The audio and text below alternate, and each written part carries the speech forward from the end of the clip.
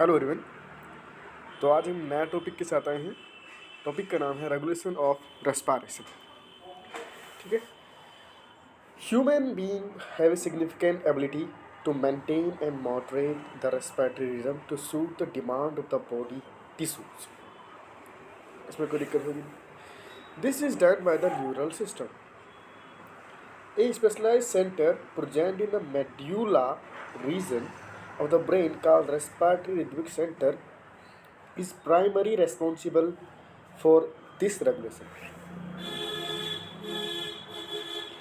Another center present in pons region, वो हमारा ऊपर वाला कौन सा था जो वो मेडुला में था। ये जो हमारा रीजन है ये हमारा पॉन्स रीजन में of the brain called pneumotaxic centre. तो ये हमारा था कॉल्ड रेस्पिरेटरी रिदमिक सेंटर और ये हमारा है pneumotaxic centre. Can moderate the function of the respiratory rhythmic centre. ये हमारा मॉडरेट कर सकता है function of the respiratory system, मतलब इसका। ठीक है।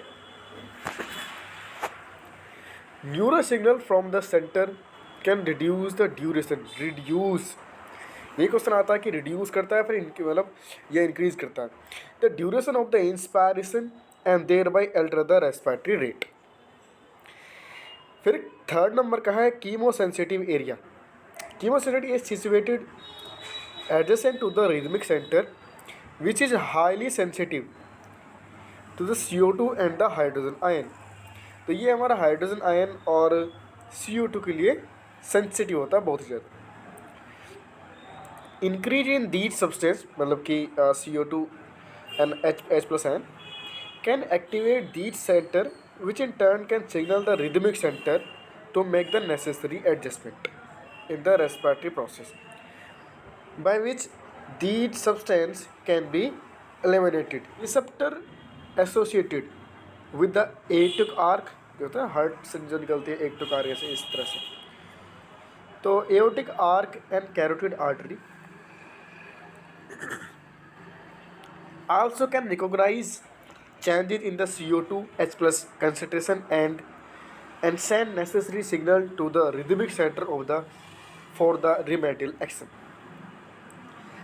The role, यहाँ से कितनी बार क्वेश्चन बना है, the role of the oxygen in the regulation of the respiratory rhythm is quite insignificant, not significant. ठीक है। अब बात करते हैं disorders of the respiratory system. Asthma is difficulty in the breathing caused wheezing due to the inflammation of the bronchi and bronchioles. तो ये word ध्यान रखना कि wheezing and bronchi and bronchioles. Emphysema is chronic disorder in which alveolar walls are damaged due to the which respiratory surface is decreased. यहाँ से question आता है कि रेस्पिरेटरी सरफेस इंक्रीज और डिक्रीज, तो याद रखना कि डिक्रीज होता है। One of the major cause of this is cigarette smoking.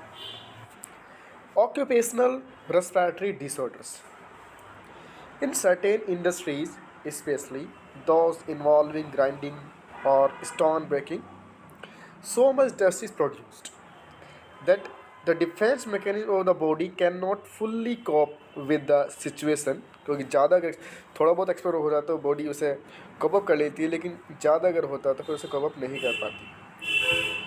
तो long exposure can give rise to the inflammation leading to the fibrosis, या उसे बोलते हैं proliferation of the fibrous tissue and thus causing the serious lung damage.